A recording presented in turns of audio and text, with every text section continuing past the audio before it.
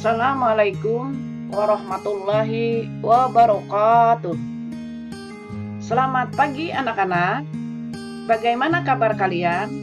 Semoga kita selalu dalam keadaan sehat walafiat dan tetap semangat dalam mengikuti pelajaran. Baiklah, di pertemuan pagi ini kita belajar materi pelajaran bahasa Indonesia kelas 8 untuk SMP dan MTS. Adapun materi kita kali ini, Ibu akan memaparkan tentang menganalisis struktur dan kaidah kebahasaan dalam teks eksposisi. Nah, anak-anak, masih ingatkah kalian dengan materi kita sebelumnya? Pada pelajaran yang lalu, kita membahas tentang menyimpulkan isi teks eksposisi.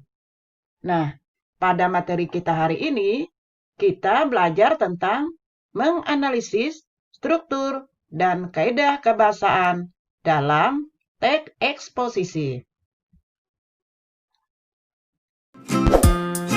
Sebelum kita belajar materi ini, ada baiknya Ibu akan menyampaikan tentang kompetensi dasar kita, yaitu 3.6, mengidentifikasi struktur, unsur kebahasaan, dan aspek lisan dalam teks eksposisi artikel ilmiah populer, lingkungan hidup, kondisi sosial, keagamaan, budaya yang diperdengarkan atau dibaca.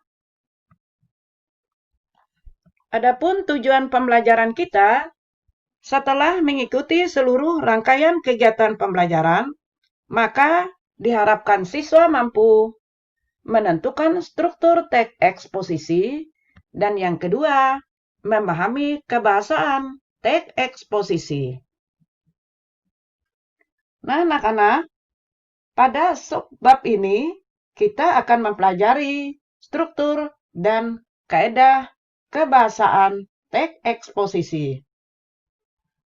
Teks eksposisi memiliki dua unsur, yaitu struktur dan ciri kebahasaan.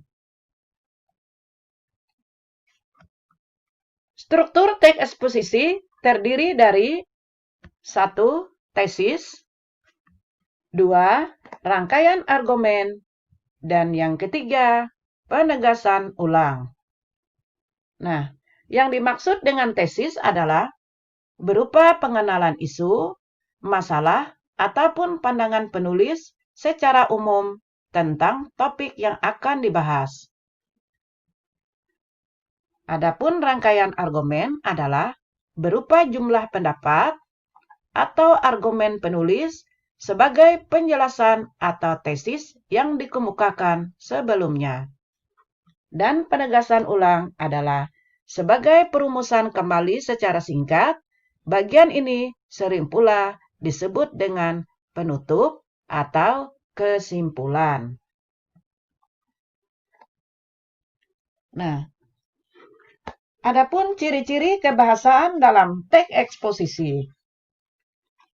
Teks eksposisi menggunakan ciri-ciri kebahasaan.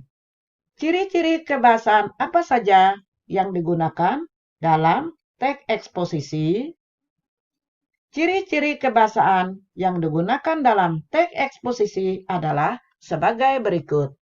Yang pertama, istilah. Yang kedua, adjektiva. Yang ketiga, afiksasi. Keempat, verba. Kelima, pronomina. Dan yang keenam, konjungsi. Nah, apa yang dimaksud dengan istilah? Istilah adalah kata atau gabungan kata yang dengan cermat mengungkapkan suatu makna, konsep, proses, keadaan, atau sifat khas dalam bidang tertentu. Contoh istilah adalah hayati, ekosistem, genetik, flora, fauna, dan konversi. Nah, ini adalah contoh dari istilah. Adapun proses pembentukan istilah dilakukan melalui 3 cara. 3 cara tersebut adalah sebagai berikut. Yang pertama, pemadanan atau penerjemahan, kemudian penyerapan kosakata asing, dan yang ketiga, gabungan penerjemahan dan penyerapan. Contoh pemadanan atau penerjemahan adalah busway menjadi jalur bus. Kemudian contoh penyerapan kosakata asing adalah kamera menjadi kamera. Sedang contoh gabungan penerjemahan dan penyerapan adalah subdivision menjadi subbagian. Nah, ini adalah contoh proses pembentukan istilah dalam teks eksposisi. Kemudian, kebahasaan yang kedua adalah adjektiva. Adjektiva adalah disebut juga dengan kata sifat, yaitu kata yang menerangkan nomina atau kata benda, dan secara umum dapat bergabung dengan kata lebih dan sangat. Contohnya, tinggi, banyak, bersih, rajin, pandai, dan lain-lain. Nah, kemudian afiksasi. Afiksasi atau pengimbuhan adalah proses pembentukan kata dengan cara pemberian imbuhan berupa awalan atau prefiks, sisipan, infiks, akhiran, sufiks, atau gabungan antara awalan dan akhiran disebut dengan konfiks. Afiksasi memiliki beberapa jenis, yaitu prefiks. Prefiks adalah imbuhan yang diletakkan di depan kata. Contohnya, imbuhan ber, men, se, per, pe, dan ter. Kemudian jenis yang kedua adalah infiks atau sisipan. Adalah imbuhan yang diletakkan di dalam kata dasar, yaitu contoh L, R, M, dan in. Kemudian jenis yang ketiga adalah sufiks atau akhiran. Sufiks atau akhiran adalah imbuhan yang diletakkan di belakang bentuk dasar. Contohnya an, kan, dan i. Jenis afiksasi yang keempat adalah konfiks. Konfiks adalah imbuhan yang terdiri atas 2 unsur di depan dan di belakang bentuk dasar. Konfiks berfungsi sebagai suatu morfem terbagi. Contohnya kean, penan, peran, dan beran. Kemudian, kaidah kebahasaan teks eksposisi selanjutnya adalah verba. Verba dalam teks eksposisi. Dalam Kamus Besar Bahasa Indonesia, verba adalah kata yang menggambarkan proses, perbuatan, atau keadaan. Verba disebut juga dengan kata kerja.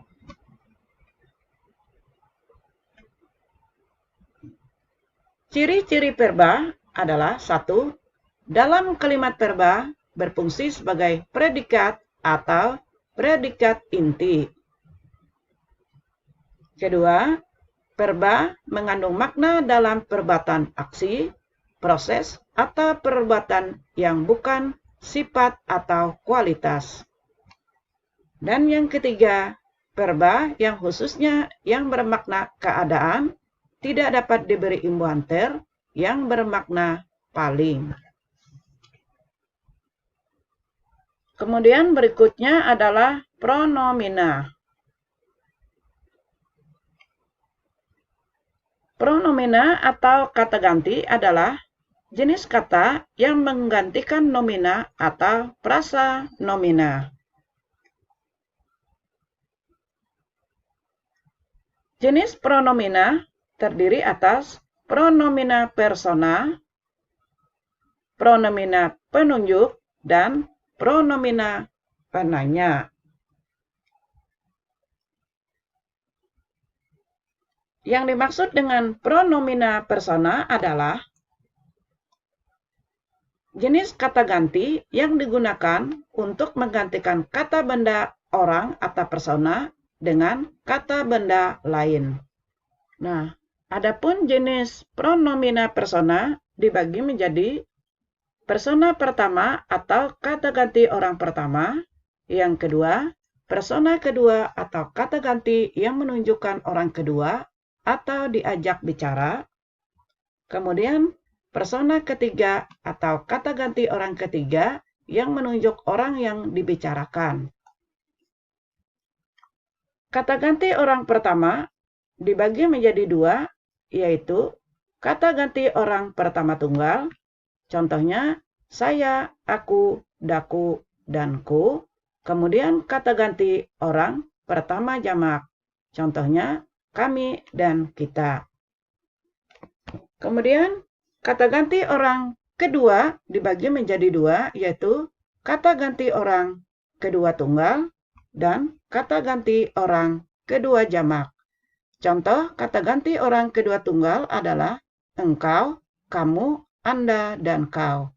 Sedangkan contoh kata ganti orang kedua jamak adalah kalian, kamu, Anda sekalian. Kemudian kata ganti orang ketiga dibagi menjadi dua, yaitu kata ganti orang ketiga tunggal dan kata ganti orang ketiga jamak. Contoh kata ganti orang ketiga tunggal adalah ia, dia, beliau, dan nya. Dan kata ganti orang ketiga jamak yaitu mereka. Dan jenis pronomina berikutnya adalah pronomina penunjuk. Pronomina penunjuk adalah pronomina yang dipakai untuk menunjukkan sesuatu. Pronomina penunjuk terdiri atas 1. Pronomina petunjuk umum menggunakan kata ganti ini dan itu. Yang kedua, pronomina penunjuk tempat digunakan untuk menunjukkan letak atau suatu tempat menggunakan kata ganti sini, situ, atau di sana. Kemudian pronomina penanya.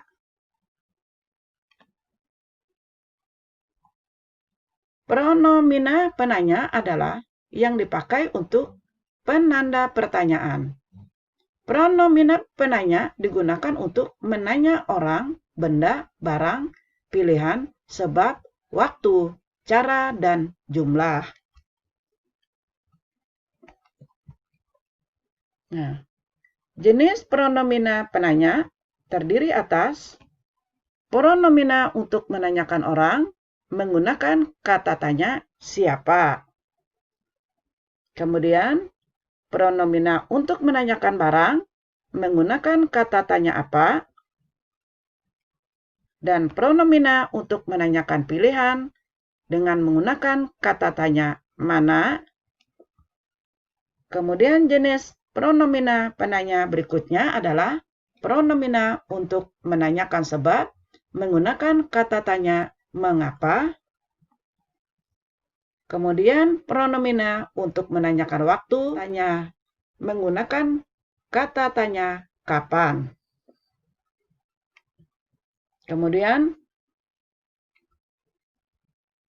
jenis pronomina penanya selanjutnya, pronomina untuk menanyakan tempat menggunakan kata tanya kemana, di mana, dan dari mana. Pronomina yang menanyakan cara menggunakan kata tanya bagaimana.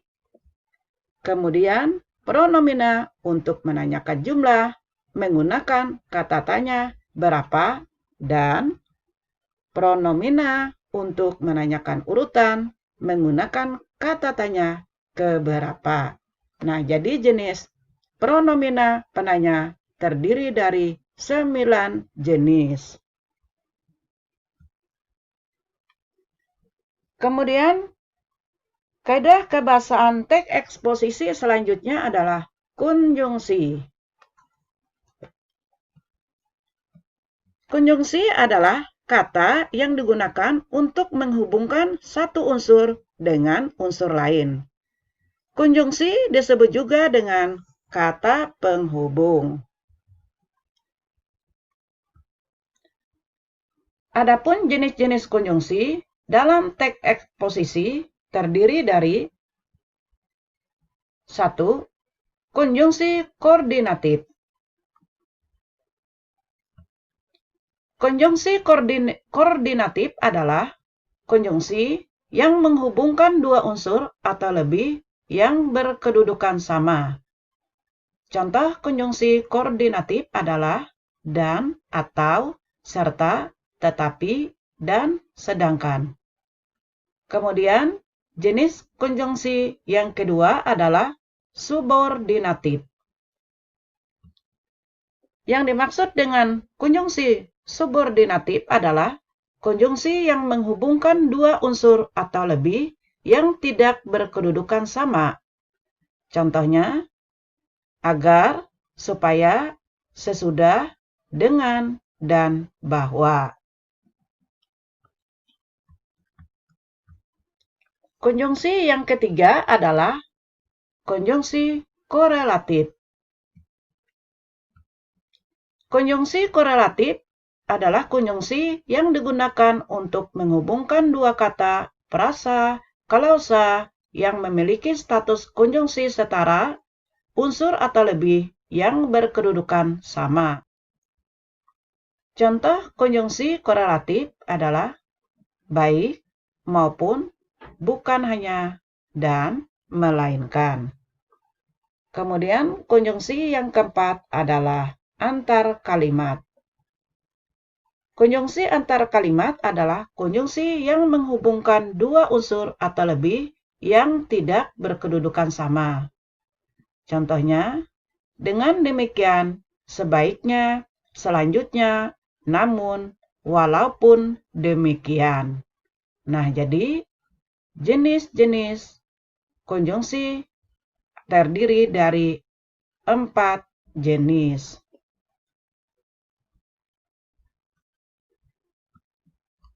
Nah, anak-anak, demikianlah tentang struktur dan kaidah kebahasaan dalam teks eksposisi.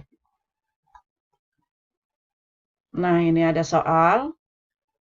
Yang pertama, jelaskan pembagian struktur teks eksposisi. Yang kedua, sebutkan jenis-jenis pronomina persona. Untuk lebih jelasnya, soal nomor 1 dan nomor 2 ini, kalian bisa melihat di buku Bahasa Indonesia di uji kompetensi 4, soal nomor 1 dan 5 di halaman 83. Jadi, untuk soal nomor 1 dan 2 ini, anak-anak bisa melihat di buku Bahasa Indonesia di uji kompetensi 4, yaitu soal nomor 1 dan 5 di halaman 83. Selamat bekerja. Semoga sukses selalu. Nah, anak-anak, demikianlah yang dapat Ibu sampaikan.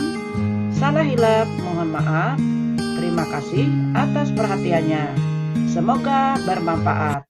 Ibu akhiri, Assalamualaikum warahmatullahi wabarakatuh.